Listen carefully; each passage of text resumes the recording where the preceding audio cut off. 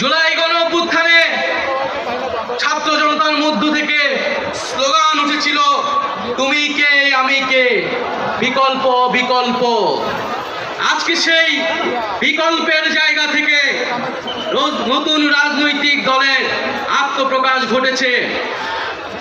আমরা মনে করি বাংলাদেশে যে বিভাজনের রাজনীতি তৈরি করে বাংলাদেশের জনগণকে দুর্বল করে রেখে রাষ্ট্রকে দুর্বল করে রাখার যে ষড়যন্ত্র তৈরি হয়েছিল, সেই ষড়যন্ত্র আমরা জুলাই গণঅভ্যুত্থানে সকলের ঐক্যের মাধ্যমে ভেঙে দিয়েছি।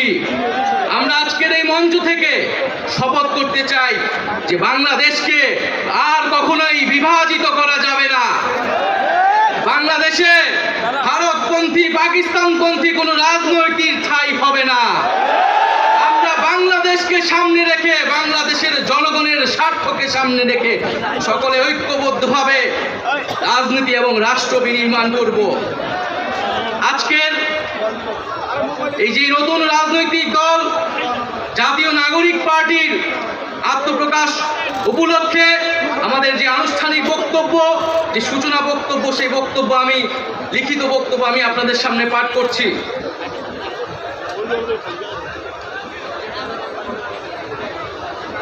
জুলাই 2024 ছাত্র জনতার গণঅভ্যুত্থানের প্রেক্ষাপটে বৈষম্য বিরোধী ছাত্র আন্দোলনের নেতৃত্বে এবং জাতীয় নাগরিক কমিটির উদ্যোগে আমরা বাংলাদেশের ছাত্র জনতা এই মর্মে ঘোষণা করছি যে আমরা হাজার বছরের ঐতিহাসিক পরিক্রমায় বঙ্গীয় বদ্বীপের জনগোষ্ঠী হিসেবে এক সমৃদ্ধ স্বকীয় সংস্কৃতি নিয়ে দাঁড়িয়ে আছি।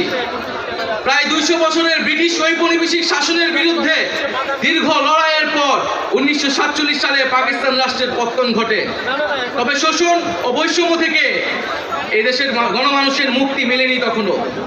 ফলে দীর্ঘ 23 বছরের সংগ্রামের ধারাবাহিকতায় 1971 সালে মহান মুক্তিযুদ্ধের মাধ্যমে লাখো শহীদের রক্তের বিনিময়ে স্বাধীন বাংলাদেশ রাষ্ট্রের জন্ম হয়। কিন্তু স্বাধীনতার পর দীর্ঘ সময় ধরে বাংলাদেশের জনগণকে বারবার গণতন্ত্রের জন্য লড়াই করতে হয়েছে। 1990 সালে ছাত্র জনতার বুকের তাজা রক্ত দিয়ে সামরিক স্বৈরাচারকে হটিয়েছে। তথাপি স্বাধীনতার 5 দশক পেরিয়েও আমরা গণতন্ত্র, সাম্য, মানবিক মর্যাদা ও সামাজিক ন্যায় বিচার নিশ্চিত করে এমন একটি রাজনৈতিক বন্দোবস্ত তৈরি করতে পারিনি।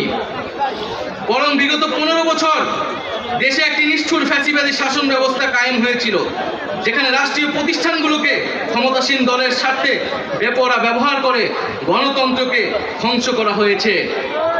বিরোধী মতের কণ্ঠরোধ, গুম, বিচার বহির্ভূত হত্যাকাণ্ড, সর্বগ্রাসী দুর্নীতি ও অর্থ পাচারকে